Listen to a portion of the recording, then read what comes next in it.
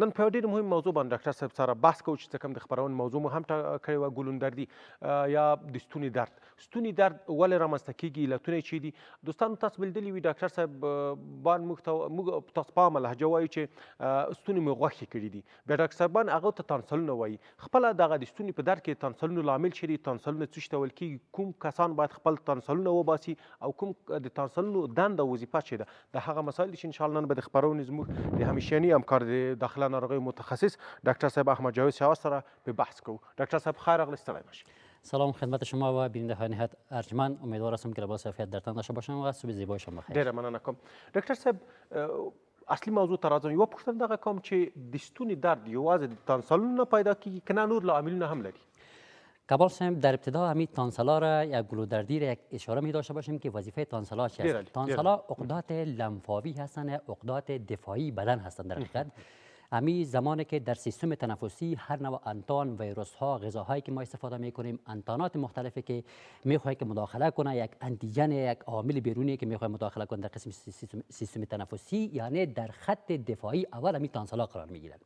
زمانی که میکروب های و ویروس های مختلف این مواجه میشه بنابر عوامل مختلفی که باعث التهابی شدن یا گلودردی عامیانه یعنی امی مرض بشه.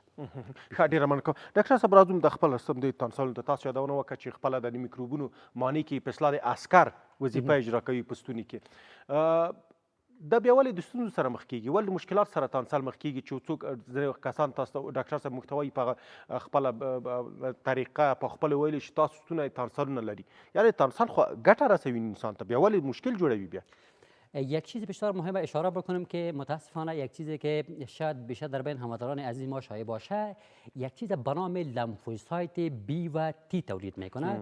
زمانی که امی مشکلات WBC که ما لمفوسایت ها را میگیم، یک قسمتی از یار امی بعضی افرادی هستن که مشکلات درونی تانسل هاست، امی مانعی که باید دفاع بکنه اینمی را تولید کردن نمیتونه. زمانی که تولید نمیشه بنابر امو عوامل مختلفی که مثل از جمله انتانات ادینوویروس، همچنان بنام یک انتان بسیار معمولی که همیشه یعنی بیشترین اطفال مکتب یا گرفتار میشن بنام استرپتوکوکل یعنی گروپ بی هیمولایتیک است که این مداخله میکنه باعث التهابی همین تانسل ها میشه.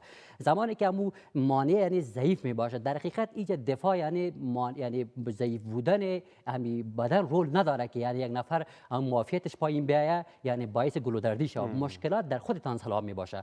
و همچنان کمال صاحب محترم ویروس های مختلف، انتانات مختلف، همچنان زمانی که ما غذاهای مختلف استفاده میکنیم، غذاهایی که به حاوی میکروب باشه و همچنان در مقابل گرد قرار میگیریم، هوای خراب قرار میگیریم. حتی بعضی افرادی که مشکلات در قسمت معده دارن یعنی جرد دارن، گاسترو ایزوفاجیال ریفلکس دیزیز میگیم، یعنی بیشتر همین اسیدیتی معدهشان بالا باشه، زمانی که برگشت میکنه اسید باعث التهابی همین میکروبی شدن چی میشه؟ تانسل ها میشه.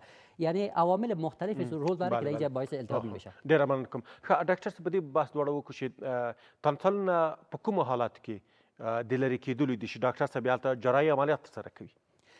کمال صاحب متاسفانه اشاره باید بکنم که زمانی که مریض ها مراجعه میکنن نزد ما اکثرت میبینیم که همین خصوصا اطفالی که بین سنین 7 الی 16 سال قرار دارن که اکثرت از میگن که والا دکترها توصیه کردن که باید تانسلای ازی کشیده شود، همون اصطلاح عامیانه.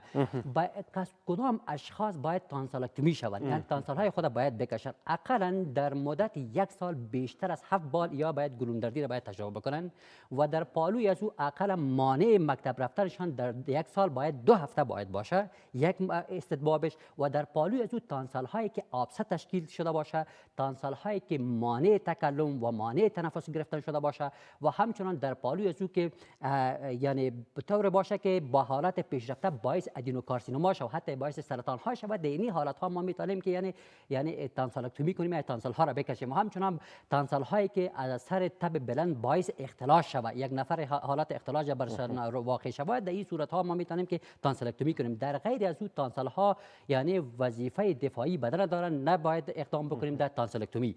و همچنان در قسمت اشاره باید بکنیم که کمال صاحب آراز و علائم با هم اشاره بکنیم که زمانی که یک نفر به مشکل تانسال. التهابی میشه یا تانسالایت مواجه میشه. آراز و علائم از امو احمراری شدن یا سرخ شدن قسمت تانسال هاست و در پالوی از زمانی که اگر عامل از استرپتوکوک باشه، یعنی به شکل زمانی که تانسال ها را ما میبینیم یعنی شکل زرد یا که پوش زرد رنگ به خود میگیره و در پالوی تب 38 الی 40 درجه می داشته باشه، کسالت می داشته باشه، خستگی می داشته باشه و همچنان سردردی های شدید می داشته باشه. در حالات پیشرفته حتی بعضی اوقات زمانی که امی اطفال مراجعه میکنه یعنی به شکل یک تب غیر متناظر، یعنی یک تبی که منشأش معلوم نیست، باید یعنی ما توجه باید داشته باشیم، خصوصا در اطفال مکتب باید تانسال باید تشخیص دیده شود.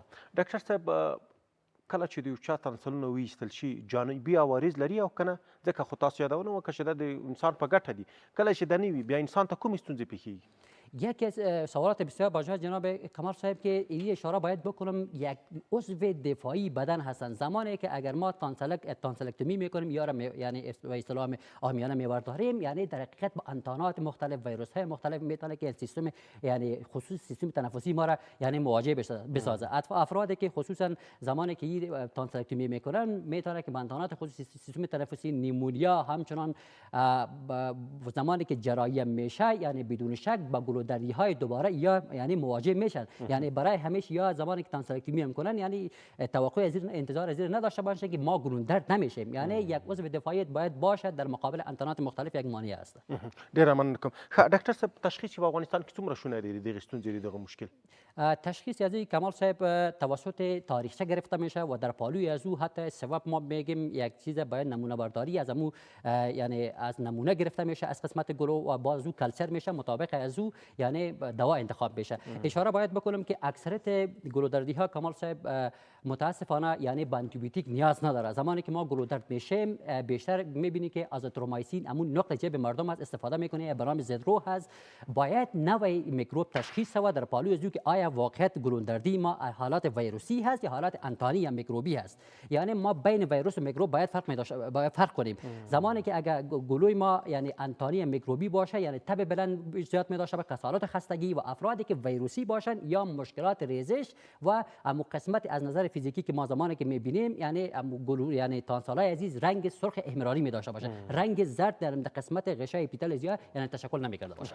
ډیره مننه کوم. ډاکټر صاحب تر ټولو مهمه مسله چې هغه وقایه ده، کوم وقایوي تدابیر موږ ونیسو تر څو د تانسلونو په مشکل او ستونزو باندې اخته نشو؟ د دې ترڅنګ یوه پوښتنه هم کوم ډاکټر صاحب، آیا دا ارثي بڼه لري او کنه؟